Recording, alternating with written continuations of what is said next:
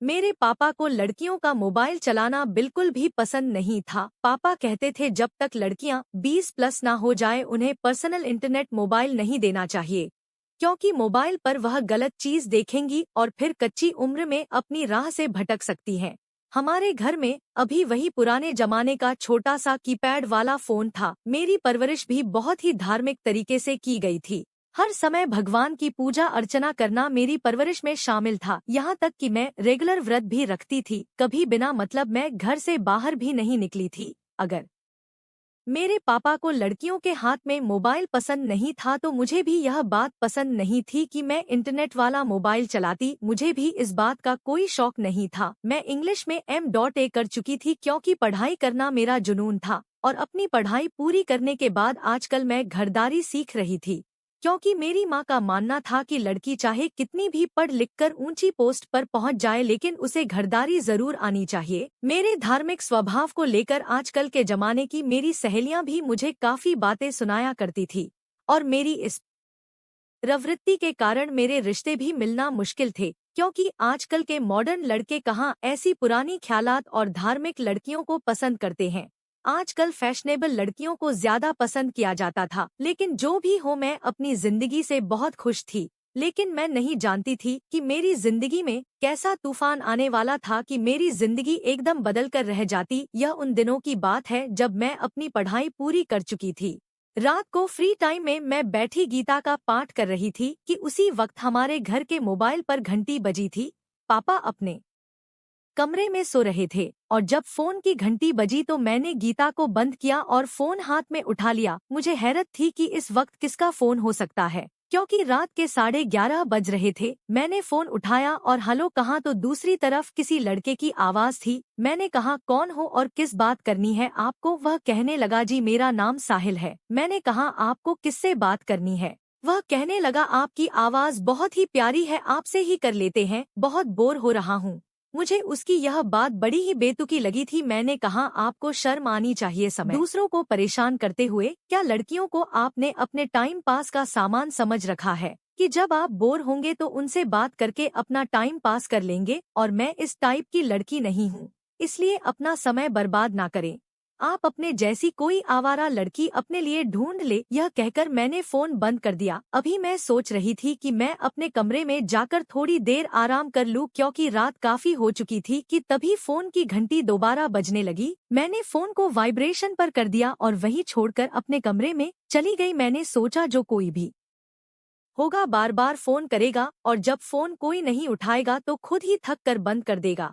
सुबह सवेरे उठी, भगवान की आरती करी, फोन अब भी वाइब्रेशन पर ही था। लेकिन जैसे ही मैंने फोन हाथ में उठाया दोबारा वाइब्रेट हुआ। मैंने अचानक फोन ओके करके अपने कान से लगा लिया। सुबह सुबह का टाइम था, मैंने नंबर पर ध्यान नहीं दिया था, लेकिन आने वाली आवाज उसी रात वाले लड़के की थी। कहने लगा पिछले 3 घंटे से तुम्हारी खूबसूरत हलो का इंतजार कर रहा था। आपकी आवाज में तो ऐसा जादू है कि मुझे अपने जादू में जकड़ लिया है। आज तक कभी मैंने लड़की की इतनी खूबसूरत आवाज नहीं सुनी। मेरे लिए यह बहुत बड़ा धक्का था। भला कोई इंसान 3 घंटे से कैसे फोन का इंतजार कर सकता है, वह भी सिर्फ इसलिए कि मैं उससे बात कर लूं। मैंने कहा आपका दिमाग तो खराब नहीं है आप पिछले 2-3 घंटे से फोन हाथ में लिए बैठे हुए हैं। लेकिन मुझे आपसे बात नहीं करनी थी। वह कहने लगा आपकी आवाज जब से सुनी है मत पूछे मेरे दिल पर क्या गुजर रही है। आपकी आवाज में तो कोई जादू है। रात भर आपकी आवाज ने मुझे सोने नहीं दिया। मैं उसकी इस तरह की बात सुनकर हैरान थी। मैंने फौरन से फोन काट दिया। मेरा दिल जोर जोर से धड़क रहा था। ऐसा पहली बार हुआ था, क्योंकि मैं लड़कों से बहुत ज्यादा कतराती थी। कॉलेज में भी मैं लड़कों से बात नहीं करती थी और मेरे व्यवहार को देखते हुए लड़के भी मुझसे दूर ही रहते थे। आवाज तो इस फोन वाले लड़के की भी बहुत अच्छी थी, लेकिन इन ख्यालों को मैंने अपने दिमाग से जल्दी ही झटका और अपने कामों में बिजी हो गई। रात के 11 बजे मैं दोबारा गीता का पाठ कर रही थी कि फिर से फोन की घंटी बजी थी। मैंने फोन उठाया, वही लड़का था। कहने लगा भगवान की बड़ी कृपा हुई मेरे ऊपर कि आपने फोन उठा लिया, वरना मैं तो समझा था अब आप मुझे अपनी सुरीली आवाज सुनाने के लिए तरसा देंगी। फिर कहने लगा भगवान के लिए रोज अपनी सुरीली आवाज सुना दिया करें, मेरा दिन बहुत अच्छा गुजरता है। मुझे लगा मेरा दिल मेरे कानों में धड़क रहा था, मेरे हाथों में नमी से उतरने लगी थी। मैंने फौरन से फोन बंद कर दिया। फोन की घंटी दोबारा बजने लगी। मैंने फोन वाइब्रेशन पर लगा दिया। अब तो गीता पढ़ने में भी मेरा ध्यान नहीं लग रहा था, उस फोन वाले लड़के की तरफ ही ध्यान लगा हुआ था। कई बार मैंने इन ख्यालों को झटका और अपना ध्यान दूसरी तरफ लगाने की कोशिश की। पता नहीं वह लड़का कौन था, लेकिन जो भी था बातें बड़ी ही प्यारी कर रहा था। मैंने मोबाइल हाथ में लेकर देखा, उसकी कम से कम 10 मिस कॉल्स आ चुकी थी, लेकिन मैंने फोन नहीं उठाया। इस बार मैंने फोन स्विच ऑफ ही कर दिया। अब वह रोज 11 से 12 के बीच फोन करता था, लेकिन अब मैं फोन नहीं उठाती थी। लेकिन एक दिन तंग आकर मैंने फोन उठा लिया। मैंने सोचा मैं उसे साफ साफ कह दूंगी कि फोन ना क्या करे। और जैसे ही मैंने फोन उठाकर हेलो किया, कहने लगा, आपने तो मुझे नई जिंदगी दे दी अपनी यह प्यारी सी आवाज सुनाकर, वरना मैं तो मर जाता। उसकी इस बात ने मेरे अंदर हलचल मचा दी थी। कहने लगा, आपको शायद विश्वास ना आए, लेकिन मैं आपसे अंदर अंदर मोहब्बत करने लगा हूँ। आप सोच भी नहीं सकती कि आपकी आवाज मेरे लिए क्या अहमियत रखती है। मैंने कहा, देखे मिस्टर, मैं इस टाइप की लड़की नहीं हूँ, मुझे यह सब बातें पसंद नहीं है। कहने लगा, मुझे पता है तुम बहुत ही सभ्य संस्कारी लड़की हो, और मेरा विश्वास करें, मैं भी कोई आवारा लड़का नहीं हूँ, बहुत ही शरीफ लड़का हूँ। आपके अलावा मैंने कभी किसी लड़की से बात नहीं की है, लेकिन पता नहीं आपकी आवाज में ऐसा क्या है कि बार बार आपको फोन करता हूँ, लेकिन आप फोन नहीं उठाती, तब भी करता रहता हूँ। आप खुद सोचे, अगर मैं कोई ऐसा वैसा लड़का होता तो अब तक आपको फोन करना छोड़कर किसी दूसरी लड़की के पीछे लग जाता, अपना समय थोड़ी खराब करता। यह बात ठीक थी। 2-2 घंटे वह मेरे फोन पर कॉल्स लगता रहता था, यहाँ तक कि बैटरी खत्म होकर फोन खुद ही स्विच ऑफ हो जाता था। अगर वह कोई आवारा टाइप का लड़का होता तो वह अब तक अपनी राहें बदल चुका होता। यह सिलसिला लगातार 2 महीने तक चला था, और 2 महीने के बाद ही उसने मुझसे मोहब्बत का इजहार किया था। उसने अपना साहिल नाम बताया था, शायद फर्जी नाम बताया था। मैंने भी उसे अपना फर्जी नाम बता दिया। मैंने कहा, मेरा नाम रश्मि है। कहने लगा, रश्मि, मैं आपका बहुत सम्मान करता हूँ, मेरे दिल में आपका एक बहुत ऊंचा स्थान बन चुका है, और मैं आपकी मोहब्बत में जितना आगे बढ़ चुका हूँ, मुझे नहीं लगता कि आपके बगैर सांस भी ले पाऊंगा। कहने लगा, अगर आप कहें तो मैं अपना रिश्ता आपके लिए भेजना चाहता हूँ। मैंने कहा, हो सकता है मैं आपको पसंद ना आऊं, आपने कौन सा मुझे देखा है। कहने लगा, आपका और मेरा 2 आत्मा का मिलन है, दिल से दिल का मिलन है, और जब दिल एक दूसरे के हो जाए तो फिर शक्ल सूरत कोई मायने नहीं रखती है। मैं भी अब उसकी मोहब्बत में पूरी तरह डूब चुकी थी, और उसे अपनी प्रार्थनाओं में मांगने लगी थी। मैं अपने भगवान से प्रार्थना करती कि बस वह मेरा हो जाए, क्योंकि मैं भी अब उसके बगैर नहीं रह सकती थी। वह बातें ही ऐसी जादू भरी करता था कि मैं उनमें डूब कर रह जाती थी। उन्हीं दिनों मेरा एक रिश्ता आया, और उन्होंने मुझे मेरे धार्मिकपन और ओल्ड फैशन को लेकर ही स्वीकार कर लिया था। मेरी माँ खुश थी कि चलो भगवान की कृपा हुई कि कोई रिश्ता तो ऐसा मिला जो कि उनके अनुसार ही था। लेकिन मेरे दिल की दुनिया तो अब बदल चुकी थी। मैं बहुत परेशान थी, इतनी बेशर्म भी नहीं थी कि अपने माँ बाप से साफ कह देती कि मैं यहाँ शादी नहीं करना चाहती, बल्कि साहिल से करना चाहती हूँ। रात भर मैं साहिल के फोन का इंतजार करती रही, लेकिन पहली बार ऐसा हुआ था कि उसका फोन नहीं आया था। 2 दिन बाद उसने फोन किया तो मैं रोने लगी। मैं हिचकियों से रो रही थी। मैंने कहा, 2 दिन से आपके फोन का इंतजार कर रही हूँ, आपने फोन क्यों नहीं किया। कहने लगा, बस मैं जॉब ढूंढ रहा था, जाहिर सी बात है आपके लिए रिश्ता लेकर आऊंगा तो आपके माँ बाप मुझे मेरे काम के बारे में भी पूछेंगे। मुझे रोता देखकर कहने लगा, इस तरह रोकर मुझ पर जुल्म मत करें, आपको नहीं पता आपके आंसू मेरे दिल पर क्या कयामत मचा देते हैं। उसकी आवाज से लग रहा था कि जैसे वाकई मेरे रोने से उसे दुख हुआ है। मैंने रो रो कर उसे बताया कि मेरा रिश्ता कहीं तय हो गया है। मेरे मुंह से रिश्ते की बात सुनकर वह तड़प उठा था। कहने लगा, यह जुल्म मत करो। मैंने कहा, मैं इनकार नहीं कर सकती, इसलिए आप अपना रिश्ता भेज दे। कहने लगा, ठीक है, मुझे 2 दिन का समय दे दो। फिर उसने फोन बंद कर दिया। 2 दिन के बाद उसका फोन आया। उस वक्त पीछे से ट्रैफिक का बहुत शोर आ रहा था। मैंने कहा, आपने अपने माँ बाप से बात की। कहने लगा, हाँ मैंने बात कर ली है, बस आप चिंता मत करें, कल ही मेरे माँ बाप आपके घर रिश्ता लेकर आएंगे, बस आप मुझे अपना पता बताएं। इससे पहले मैं उसे एड्रेस देती, मुझे ऐसा लगा जैसे कि पीछे कोई गाड़ी किसी चीज से टकराई हो। तेज धमाके की आवाज हुई थी। उसके बाद साहिल के चीखों की आवाज आई थी।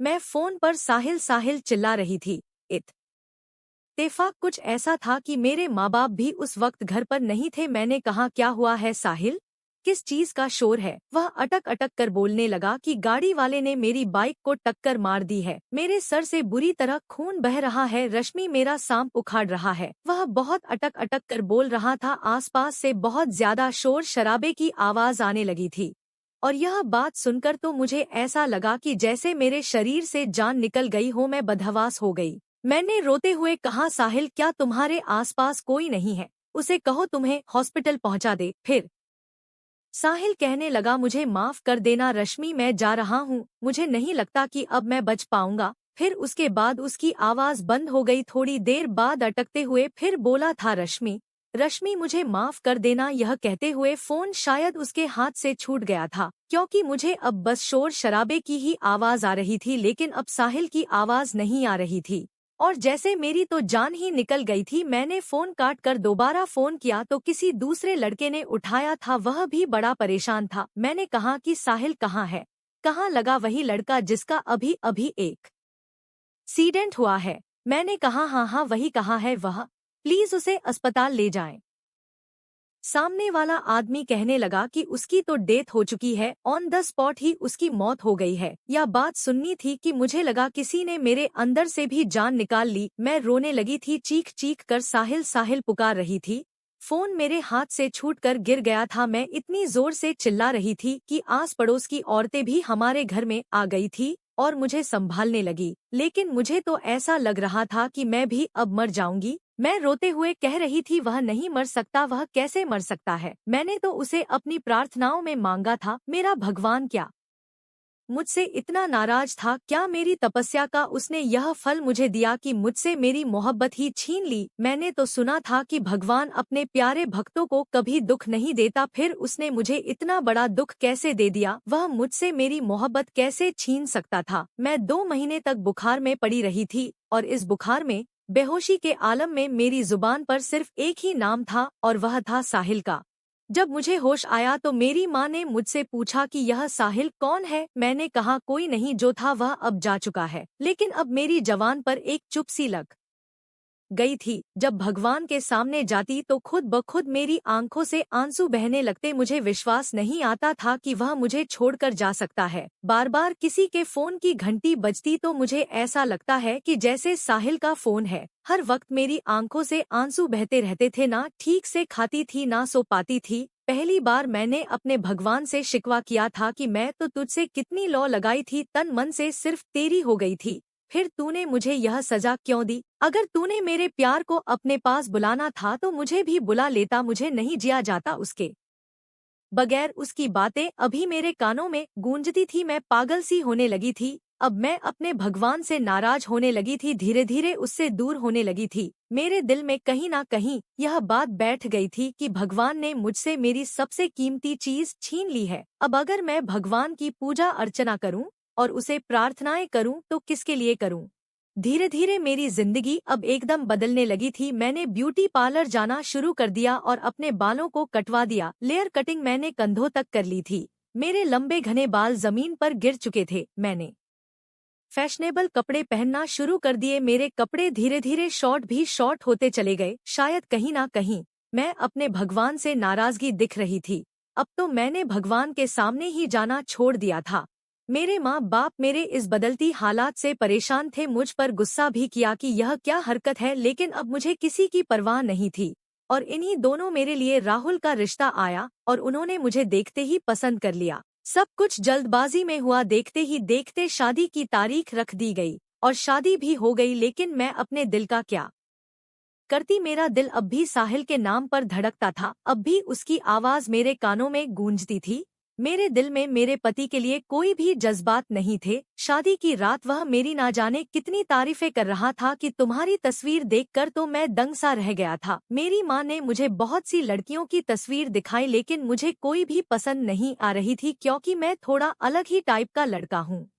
जब तक 100 चीजें ना देख लूं मुझे कोई चीज पसंद ही नहीं आती। फिर यह तो मेरी जिंदगी का सवाल था, मैं ऐसे कैसे किसी भी लड़की को अपनी जिंदगी मैं शामिल कर लेता, लेकिन तुम्हारी खूबसूरती में जो जादू था मुझे किसी दूसरी लड़की में नहीं दिखा। मेरा पति मेरी तारीफें कर रहा था और मुझे उसमें कोई भी दिलचस्पी नहीं लग रही थी। मेरा दिमाग बार बार साहिल की बातों की तरफ जा रहा था। उसका तो तारीफ करने का अंदाज ही अलग था। बिना देखे उसने मुझसे मोहब्बत की थी और ना ही उसे मेरे चेहरे से कोई लगाव था। बस उसने मुझसे और मेरी आवाज से मोहब्बत की थी और सामने बैठा मेरा पति मेरे चेहरे और मेरी खूबसूरती पर मरता था। वही खूबसूरती जो कि फैशन से उभर कर सामने आई थी, वरना मैं जानती हूँ कि अगर मैं बिना मेकअप और अपने ओल्ड फैशन लुक में किसी के सामने बैठ जाती तो किसी को भी पसंद नहीं आती थी। मेरा पति धीरे धीरे मेरे करीब होता गया, लेकिन मैंने कोई भी गर्म जोशी नहीं दिखाई थी।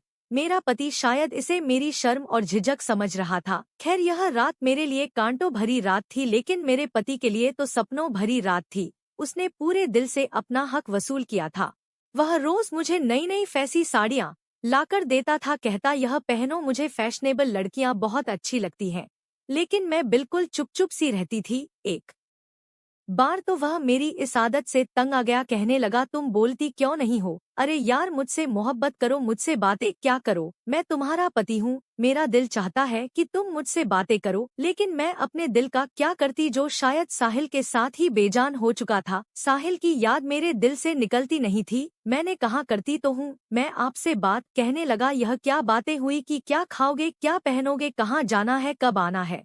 जिस तरीके की मैं तुमसे प्यार मोहब्बत की बातें करता हूँ, तुम भी वैसे ही मुझे क्या करो। फिर मेरा हाथ पकड़ लिया और कहने लगा जितनी शिद्दत से मैं तुम्हें चाहता हूँ, तुम भी मुझसे वैसे ही मोहब्बत दिखाओ, लेकिन तुम बस चुप चुप रहती हो। मैंने कहा मैंने आपको किसी बात से रोका तो नहीं है ना ही इनकार किया है। कहने लगा मैं तुम्हें कैसे समझाऊं, मुझे मोहब्बत का जवाब मोहब्बत से चाहिए। प्लीज अपने इस खोल से बाहर निकलो, शर्म झिझक को छोड़ो। पति पत्नी शादी के बाद एक दूसरे का दिल बन जाते हैं और बेझिझक अपनी मोहब्बत का इजहार करते हैं, लेकिन मैं चाह कर भी उससे मोहब्बत नहीं कर सकती थी। वह जिस मोहब्बत की मुझे ख्वाहिश रखता था, मैं वह मोहब्बत उसे नहीं दे पा रही थी। राहुल मुझे बहुत मोहब्बत करता था, लेकिन मेरे दिल से साहिल की मोहब्बत नहीं निकलती थी। राहुल मुझे अपने साथ अपने दोस्तों की पार्टी में लेकर जाता। फैंसी साड़ियाँ मेरे शरीर को छुपाने के लिए काफी नहीं थी। उसके दोस्त मेरे शरीर की, मेरे फिगर की खूब तारीफें करते तो राहुल मुस्कुराने लगता, कहता मैंने ऐसे ही हीरा नहीं चुना है। घर आकर मुझसे कहता कि मेरे जितने भी कलीग हैं उनकी पत्नियों में तुम सबसे नंबर 1 पर हो। तुम्हें पहनने ओढ़ने का बहुत अच्छे से सलीका आता है। जैसे जैसे समय गुजर रहा था, राहुल की मोहब्बत में और भी तेजी आने लगी थी। शायद वजह यह थी कि मैं उसकी मोहब्बत का जवाब मोहब्बत से नहीं दे पा रही थी। मेरी शादी को 1 साल बीत गया था जब एक बार राहुल का एक दोस्त घर आने वाला था। राहुल कहने लगा मेरा बहुत ही करीबी दोस्त है, बस यह समझ लो मेरा कुछ भी उससे छुपा हुआ नहीं है, इसलिए बहुत ही अच्छे से खाने पीने का इंतजाम करना और अच्छे से खुद भी तैयार होना। मैंने कहा ठीक है। मैं पूरा दिन किचन में लगकर खाना बनाती रही, खुद भी तैयार हो गई। जब वह खाने पर आया तो मेरे खाने की बहुत तारीफ कर रहा था। मैं बस जबरदस्ती ही मुस्कुरा रही थी। वह दोनों आपस में अपने लड़कपन की बातें करने लगे, अपने अपने किस्से सुनाने लगे। लेकिन राहुल के दोस्त का नाम साहिल था। मैं पहली बार उसका नाम सुनकर चौंकी थी और जब मैं ध्यान दिया तो मुझे उसकी आवाज भी कुछ जानी पहचानी सी लगी थी। लेकिन मेरे साहिल की आवाज नहीं थी, क्योंकि मेरे साहिल की आवाज में तो एक जादू था जो सामने वाले को जकड़ लेता था। लेकिन फिर भी राहुल के दोस्त साहिल की आवाज पता नहीं क्यों मुझे कुछ सुनी सुनी सी लग रही थी। राहुल का दोस्त कहने लगा भाभी आपके हाथों में तो जादू है, बहुत ही जबरदस्त खाना बनाया है आपने। मैंने कहा धन्यवाद। जब भी राहुल उसे साहिल साहिल करके बात करता तो मेरा दिल एक अजीब अंदाज से धड़कने लगता था। यह नाम तो मेरी रग रग में बसा हुआ था। इस नाम को सुनकर ही मेरे दिल की धड़कनें तेज हो जाती थी, मेरी आंखों में नमी उतर आई थी। खैर, मैंने सोचा मेरा यहाँ से उठ जाना ही अच्छा है। मैंने उनके लिए खाने के बाद चाय बनाई। चाय रखकर मैंने राहुल से कहा कि मैं अब आराम करना चाहती हूँ। उसके दोस्त ने कहा भाभी आप कहाँ जा रही है? अरे बैठे ना, आपको तो बड़े मजे का किस्सा सुनाता हूँ। राहुल ने मेरा हाथ पकड़कर मुझे अपने पास बिठाया, कहने लगा बड़ा ही फनी है मेरा यह दोस्त। पहले मैं तुम्हें इसका किस्सा सुनाता हूँ। जानती हो कितनी लड़कियों को इसने परेशान किया है, कितनी लड़कियों से फ्लर्ट किया है। वह हंस हंस कर अपने किस्से सुना रहे थे। फिर साहिल कहने लगा, अरे मुझे छोड़। फिर साहिल मुझसे कहने लगा, भाभी यह जो आपका पति है ना, जो आपके इश्क में गिरफ्तार है, शादी से पहले मेरा भी पूरा पूरा साथ देता था। जानती है एक बार क्या हुआ? एक बार एक बहुत ही सभ्य संस्कारी लड़की से हमारी बात हो गई। रात को हम एक ही कमरे में सो जाया करते थे। हमें शरारत सूझी तो हमने ऐसे ही एक नंबर डायल कर दिया। फोन एक लड़की ने उठाया था, बड़ी ही नेक और पवित्र पारसा अपने आप को साबित कर रही थी। कहने लगी कि मैं इस टाइप की लड़की नहीं हूँ, अपने लिए अपने जैसे लड़की ढूंढ लो और उसी से दोस्ती करना और टाइम पास करना। राहुल को इस बात पर बड़ा गुस्सा आया था। कहने लगा, अब तो मैं इसे अपनी मोहब्बत में पागल करके ही छोड़ूंगा। समझती क्या है खुद को यह लड़की? मर्द की चार मीठी बातें सुनकर मोम हो जाती है, सारे संस्कार एक तरफ धरे रह जाते हैं। लेकिन मैंने कहा, यार मुझे नहीं लगता यह लड़की तुम्हें घास डालेगी। लेकिन वह राहुल क्या जो हार मान जाए? आपको पता है भाभी, इसने उस लड़की को मेरा नाम लेकर बात शुरू कर दी। इसने खुद को साहिल के नाम से इंट्रोड्यूस कराया। आवाज बड़ा बदलने में तो बड़ा ही माहिर है। यह ऐसी नशीली आवाज में बात करता है कि सामने वाला इसकी आवाज के जादू में खो जाता है। उस लड़की ने 2-2 घंटे उसने इसका फोन वाइब्रेशन पर रख दिया था। साहिल जैसे जैसे बता रहा था, मेरी सांसें रुकती जा रही थी, मुझे अपना सांस घुटता हुआ महसूस हो रहा था। कहने लगा, इसने उस लड़की से साफ सुथरी मोहब्बत का चक्कर चलाया था। वह तो उसकी मोहब्बत में पागल ही हो गई थी, लेकिन वह इस कदर सीरियस हो जाएगी इस बात का अंदाजा नहीं था। वह तो उसकी खातिर अपना रिश्ता भी ठुकराने को तैयार थी जब इसे लगा कि लड़की गले पड़ने वाली है। और फिर इसने बातों बातों में यह तो आइडिया लगा लिया था कि लड़की बहुत ही पुराने ख्यालात और धार्मिक टाइप की लड़की है, हमारे सर्कल में चल भी नहीं सकती, तो कहीं वह हमारे गले की हड्डी ही ना बन जाए। दूसरा लड़की को देखा भी नहीं था, पता नहीं खूबसूरत थी या बदसूरत थी। और फिर उस लड़की ने भी राहुल को शक में डाल दिया था कि अगर मैं आपको पसंद ना आई तो क्या करेंगे। बस राहुल को लगा मामूली शक्ल सूरत की लड़की है, बेकार में किसी मुसीबत को गले डालने से क्या फायदा। वैसे भी उसकी जिद तो पूरी हो ही चुकी थी। उस लड़की को अपनी मोहब्बत में के जाल में फंसा कर आई थी। वह लड़की सभ्य संस्कारी होते होते इसकी मोहब्बत में पूरी तरह डूब चुकी थी। लेकिन राहुल की दिलचस्पी उससे अब खत्म हो चुकी थी। लेकिन वह लड़की तो इसकी मोहब्बत में कुछ ज्यादा ही सीरियस हो चुकी थी। इसलिए इसने सोचा कि अगर यूं ही अपनी असलियत बताई तो वह लड़की इसे सारी जिंदगी बद्दुआ देती रहेगी। अब बद्दुआओं से तो इसे बड़ा डर लगता है, इसलिए इसने ड्रामा रचाया। हमने मेन रोड पर जाकर उस लड़की को फोन किया और फिर ऐसा ड्रामा किया कि जैसे साहिल का एक्सीडेंट हो गया है, वह मर गया है। यह कहकर वह कहे लगाने लगा। राहुल भी हंस रहा था। कहने लगा, उस लड़की की चीखने चिल्लाने की आवाजें आ रही थी, वह रो रही थी, उसे लग रहा था जैसे मैं मर गया हूँ। यह कहकर राहुल फिर से हंसने लगा और मैं यूं थी कि जैसे पत्थर की बन चुकी थी। राहुल कहने लगा, मैंने तो फोन काट दिया था, लेकिन दूसरा फोन साहिल ने उठाया था और कह दिया कि साहिल मर चुका है। वह लड़की फोन पर बेचारगी रो जा रही थी। 2 दिन तक खैर हमें बड़ा अफसोस हुआ था, लेकिन धीरे धीरे हमने सोचा खुद ही संभल जाएगी, कम से कम बद्दुआ तो नहीं देगी और हमेशा अपनी दुआओं में याद रखेगी। यह सुनना था। मुझे लगा मेरे मुंह पर जिल्लत का बड़ा जोरदार तमाचा मारा था। वह दोनों हंस रहे थे, बातें कर रहे थे। मैं वापस अपने कमरे में आ गई। आईने में जब अपने आप को देखा तो मुझे अपने आप से घिन आने लगी थी। जो कपड़े अभी मैं पहने हुए थी, आधा शरीर मेरा नजर आ रहा था। फिर एकदम से मुझे अपना पुराना हुलिया याद आ गया, जिसमें मैं अपने आप को ढक कर रखती थी। मेरी आंखों से टप टप आंसू बहने लगे थे। मैंने उस लड़के को मांगा था, मैंने अपने लिए ऐसे इंसान को मांगा जो कि कितना गिरा हुआ घटिया इंसान था, और उसको पाने के लिए मैं अपने भगवान से नाराज हो गई थी। उस लड़के को फैशनेबल नए जमाने की लड़कियां पसंद थी। धीरे धीरे मेरे शरीर से कपड़े छोटे से छोटे होते चले गए और मैं अपने शरीर को शो करने लगी। शायद मैंने उस लड़के को इतनी शिद्दत से मांगा था कि भगवान ने मेरी सुन ली और मैं उसकी पसंद में ढल गई थी और आज मैं उसकी पत्नी बनी बैठी थी। मेरी प्रार्थना स्वीकार हो गई थी। आज मैं भगवान के सामने बैठी फूट फूट का रो रही थी। गलती मेरी ही थी, गलत प्रार्थनाएं मैंने ही की थी। रो रो कर अपने भगवान से उसे मांगा था। जब राहुल कमरे में आया तो मुझे हिचकियों से रोते देकर कहने लगा, तुम्हें क्या हुआ है? जैसे उसने मुझे हाथ लगाया। मैंने अपना हाथ उसके हाथ से खींच लिया। मेरे यूं गुस्सा करने पर वह हैरान हुआ था। कहने लगा, तुम्हें क्या हुआ है? मैंने कहा कि मुझे तुम्हारे साथ नहीं रहना, मुझे तलाक चाहिए राहुल। मेरा शरीर बुरी तरह गुस्से के मारे कांप रहा था। मुझ पर अजीब पागलपन की हालत होने लगी थी। मैंने कहा, तुम्हारी मोहब्बत ने मुझसे मेरा सब कुछ छीन लिया। मैं अपने भगवान से नाराज हो गई। यहाँ तक कि मेरा भगवान भी शायद मुझसे नाराज हो गया है, इसलिए उसने मेरे हिस्से में एक गलत इंसान डाल दिया। मैंने राहुल का गिरबान पकड़ लिया, उसे बुरी तरह से झिझोड़ने लगी। मैंने कहा, क्यों किया तुमने मेरे साथ ऐसा? राहुल हैरान आंखों से मुझे देख रहा था। मैंने कहा, तुमने मेरी जिंदगी बर्बाद करके रख दी। तुम्हारे लिए मैं एक मौज मस्ती का सामान थी। तुमने फोन पर मुझसे बातें करके मुझे अपनी मोहब्बत में गिरफ्तार किया। मुझे क्या पता था कि तुम यह सब ड्रामा रचा रहे हो। मैंने गलती से अपने भगवान से तुम्हें मांग लिया और यह मेरी सबसे बड़ी गलती थी। मैंने तुम्हें रो रो कर मांगा था राहुल कि तुम मुझे हर हाल में मिल जाओ, क्योंकि मैंने तो तुमसे सच्ची मोहब्बत की थी। वह मुझे फटी फटी आंखों से देख रहा था। मैंने कहा, मेरे लिए उन दिनों एक बहुत ही अच्छे शरीफ लड़के का रिश्ता आया था। अगर मैं तुमसे मोहब्बत ना करती होती तो आज उसकी पत्नी होती। मेरी जिंदगी मेरे तरीके से गुजर रही होती। लेकिन मैंने फूलों को छोड़कर अंगारे चुन लिए। मैंने क्यों तुम्हें अपने लिए अपनी प्रार्थनाओं में मांगा था। मैं रोए जा रही थी, गुमसुम तो वह भी हो चुका था। मैंने कहा, नहीं जीनी मुझे यह जिंदगी तुम्हारे साथ।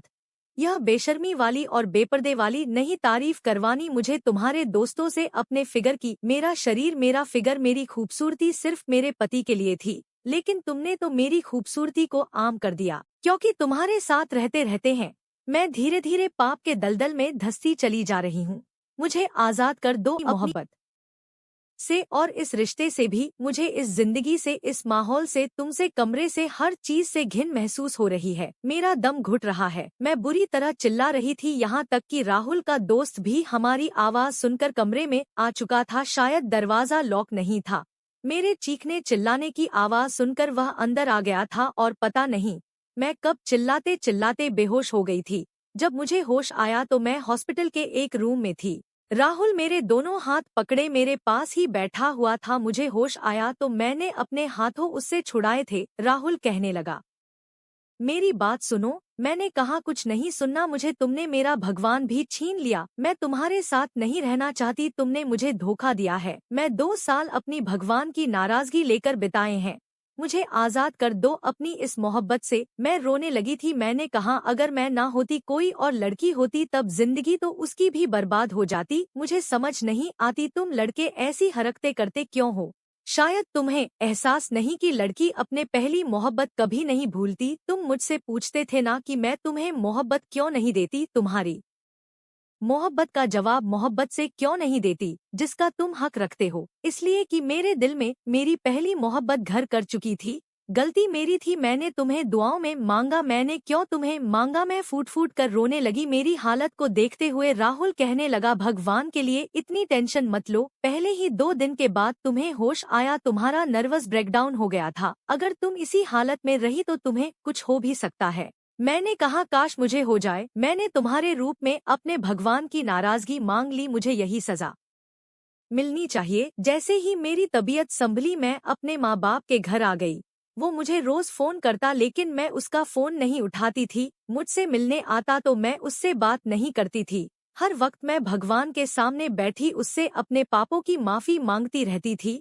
उसे खुश करने की कोशिश करती रहती थी। इस बार जब राहुल घर आया तो उसकी शेव बड़ी हुई थी। मुझसे कहने लगा, मैंने भी भगवान से रो रो कर माफी मांगी है। मैं भी अपनी जिंदगी बदलना चाहता हूँ। लेकिन तुम प्लीज मेरे साथ वापस चलो। तुम जैसे चाहे जिंदगी गुजारो। मेरी तरफ से तुम पर कोई भी रोक टोक नहीं होगी। वह रो रहा था। उसकी आंखों से आंसू बह रहे थे और उसके आंसुओं को देखकर मेरे दिल बेचैन हुआ था। मोहब्बत तो मैंने भी उससे की थी, लेकिन जो उसने मेरे साथ किया था मैं उसको माफ नहीं कर सकती थी। मैं उसके साथ चली तो आई थी, लेकिन मैंने अब तक उसको माफ नहीं किया था।